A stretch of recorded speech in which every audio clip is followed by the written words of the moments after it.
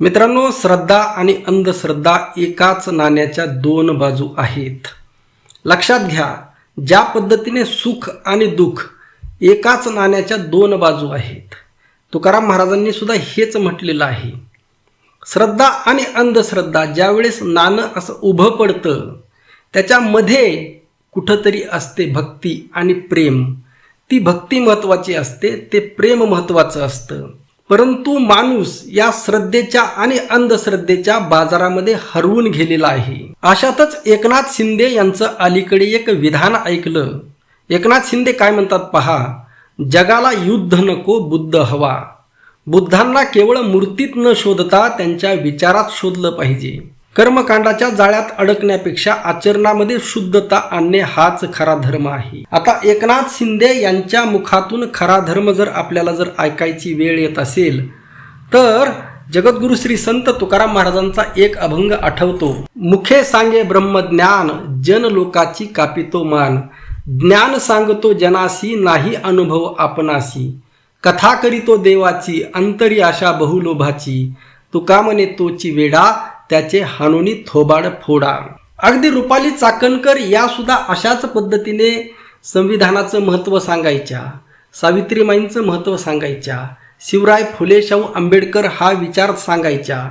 आणि तरी सुद्धा त्या या श्रद्धेच्या अंधश्रद्धेच्या बाजारामध्ये कसं काय अडकल्या, याचा विचार सध्या कोणीही करत नाही. एकीकडे एक व्यक्ती एवढ्या उच्च दर्जाचं ज्ञान सांगतो. एकनाथ शिंदेचे हे शब्द ऐकल्यानंतर अगदी समोरचा एकदम एवढा प्रसन्न होतो की एकनाथ शिंदे म्हणजे जणू काय देव अवतार आहेत की काय. आणि प्रत्यक्षामध्ये रुपाली चाकणकर असतील आणि एकनाथ शिंदे असतील, हे दोघंही एकाच नाण्याच्या दोन बाजू आहेत. आता या राजकारण्यावर बोलणं का महत्त्वाचं आहे हे अनेकांनी लक्षात घेणं गरजेचं आहे. कारण हे राजकारणी या समाज घटकाचे अंग आहेत. हे राजकारणी आणि या बुवाबाबांची युती झालेली आहे, लक्षात घ्या. आणि सध्या धर्मामध्ये जे पाखंड माजलेलं आहे, धर्मामध्ये जे स्तोम माजलेलं आहे, आणि त्याचं खंडन करण्याचं काम तुकोबारायांनी केलेलं आहे. आणि तो वारसा आपल्याला पुढं चालवायचा आहे. त्यामुळे आपल्याला बोलावं लागतं. धर्माचे पालन करणे पाखंड खंडन, हेची आम्हा करणे काम. बीज वाढवावे नाम. आता मित्रांनो, पुढं आपण यावर बोलणार आहोत तुर्तास. बघा, अंजली दमानिया यांना जो CDR मिळालेला आहे, तो नेमका कुठून मिळालेला आहे, कोणत्या देवाकडून मिळालेला आहे, हे अंजली दमानिया यांनाच माहीत. नेमका तो देव कोण किंवा तो देवा कोण? अंजली दमानिया यांच्यासारख्या भक्तावर देवाची कायमच कृपा का असते? आणि देवाने तो कोपलाय असं जरी दाखवलं असलं तरीही मनातून तो त्यांना कायमस्वरूपी फळस्वरूपी आशीर्वाद नेमका का देतो? आणि ही देवाची लीला नेमकी काय आहे? आणि नाथांचा नाथ आता गप्पगार का आहे? लक्षात घ्या. आता सुषमा अंधारे यांनी सुद्धा या अनुषंगाने विधान केलेलं आहे.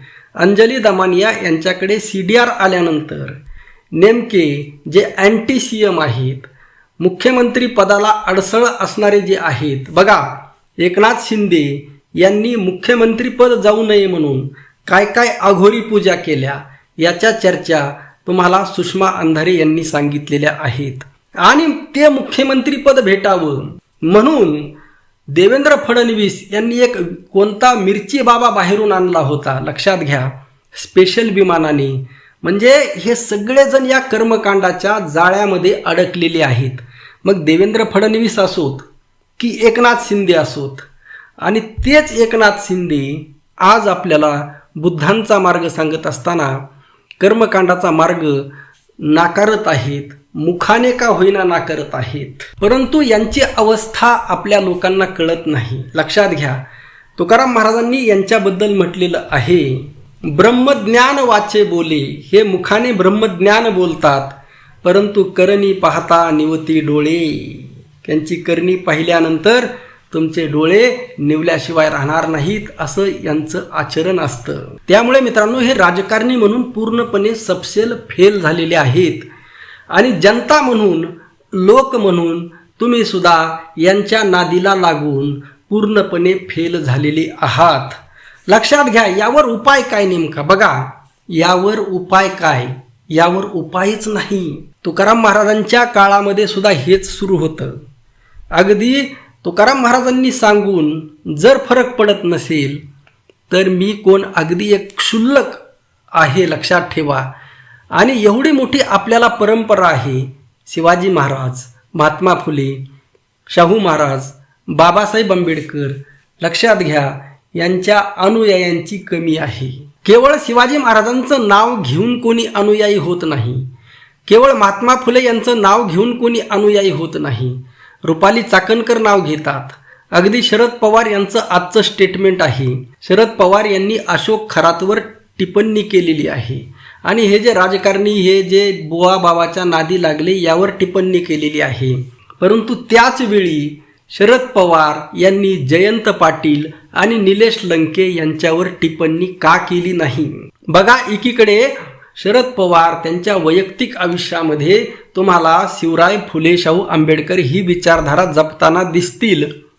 त्यासाठी तुम्ही त्यांना 10 पैकी किमान 9 मार्क तरी देऊ शकता. परंतु त्यांचे जे कार्यकर्ते आहेत, नेते आहेत, म्हणजे त्यांनी स्वतः आचरण केलं याबद्दल दुमत नाही, परंतु ते विचार रुजवण्यासाठी त्यांनी काय केलं तर काहीच नाही. ज्या पद्धतीने प्रबोधनकार ठाकरे यांचे विचार रुजवण्यासाठी बाळासाहेब ठाकरे यांनी काय केलं तर काहीच नाही. त्यामुळे त्यांच्या पक्षातील बडा नेता जयंत पाटील हे किती हास्यास्पद आहे, हा किती विरोधाभास आहे. मित्रांनो, त्यामुळे जे विधान एकनाथ शिंदे यांना लागू होतं, देवेंद्र फडणवीस यांना लागू होतं, तेच विधान अगदी शरद पवार यांच्या कार्यकर्त्यांना लागू होतं. मागं गेल्या वर्षी कुंभमेळ्यामध्ये, लक्षात घ्या, कुंभमेळ्यामध्ये जाणं काही वाईट चुकीचं नाही, परंतु कुंभमेळ्यामध्ये गेल्यानंतर रोहित पवार, जे शरद पवार यांचे नातू आहेत, तिथं गेल्यानंतर रोहित पवार यांनी त्या कुंभमेळ्यातलं मूत्र आणि मल मिश्रित असणारं ते पाणी गावाकडे आणलं आणि येथील लोकांना चमचा वाटलं. त्यांचं विधान आहे की आम्ही ते पाणी काय शुद्ध वगैरे करून घेतलं. अरे बाबांनो, तुम्ही त्या मंत्राने किंवा काही पूजा विधीने किंवा कशाने ते पाणी जर शुद्ध होत असेल आणि ते पाणी जर मलमूत्राचं पाणी जर तुम्ही लोकांना पाजत असाल श्रद्धेच्या नावाखाली किंवा अंधश्रद्धेच्या नावाखाली, त्यामुळेच मी सुरुवातीला म्हटलं ना, श्रद्धा आणि अंधश्रद्धा या एकाच नाण्याच्या 2 बाजू आहेत. आणि याच्यामध्ये कुठंतरी भक्ती असते, कुठंतरी प्रेम असतं, परंतु ते पाहण्याची दिव्य दृष्टी करोडोमध्ये सुद्धा एकाला नाही. आणि त्यामुळेच तुकोबारायांनी म्हटलेलं आहे, असा जो विरळ आहे, ज्याला खरं प्रेम कळालं आहे, ज्याला खरी भक्ती कळाली आहे, ज्याला खरा ईश्वर कळाला आहे, ज्याला खरा पांडुरंग कळाला आहे. बघा, पांडुरंगाबद्दल आमच्या संतांनी काय म्हटलेलं आहे? तीर्थांचे जे मूळ, व्रतांचे जे फळ, ब्रह्म ते केवळ पंढरीये. आपल्या या महाराष्ट्रामध्ये वारकरी परंपरा आहे आणि ती काय सांगते? तुम्हाला कोणत्याही तीर्थाला जाण्याची गरज नाही, तुम्ही फक्त पंढरपूरला जा, कारण ते सकळ तीर्थांचं मूळ आहे. तुम्हाला कोणतंही व्रत करण्याची गरज नाही. त्या सगळ्या व्रतांचं फळ कोण आहे? तो पांडुरंग आहे. एकदा पांडुरंग म्हणा, कारण ब्रह्मसुद्धा तोच आहे, सगळ्यांचा मायबापसुद्धा तोच आहे. त्यामुळे त्या पांडुरंगाचा मार्ग सोडू नका. परंतु आपण त्या पांडुरंगाचा मार्ग केव्हाच सोडलेला आहे. महाराष्ट्रात इतर अनेक देव पांडुरंगापेक्षा सुद्धा मोठे झाले आहेत, एवढे मोठे झाले आहेत, त्यांचं नाव घेतलं की लगेच त्यांचे भक्त पार तुटून पडतात, एवढे मोठे झाले आहेत. लक्षात घ्या. आणि यामुळे महाराष्ट्र पार रसातळाला गेलेला आहे. आणि हे राजकारणी सुद्धा जिकडं गर्दी तिकडं राजकारणी असतात मित्रांनो. त्यामुळे जर तुम्हाला या महाराष्ट्राचं, या देशाचं जर भलं करायचं असेल, असं जर कोणाला वाटत असेल, तर त्याने हा खरा मार्ग समजून घेणं गरजेचं आहे. नाहीतर हा जो समतोल आहे, लक्षात ठेवा, एकीकडे संतांचा वारसा आहे, एकीकडे भोंदूंचा वारसा आहे. जसा दिवस आहे, जशी रात्र आहे, जसं सत्य आहे तसं असत्य आहे. परंतु याचा समतोल ढासळून जर सगळा असत्याचाच बाजार जर आला, सगळा भोंदूंचाच बाजार जर आला, तर मग मात्र मित्रांनो काहीच शिल्लक राहणार नाही. किमान यासाठी तरी विचार करणं गरजेचं आहे. आणि खरंच एकनाथ शिंदे बुद्धांच्या मार्गावर गेलेले आहेत का, हे तुम्हाला पटतं का, ते कॉमेंट करून नक्की सांगा. रामकृष्ण हरी. जय जगद्गुरू. जय शिवराय. जय भीम.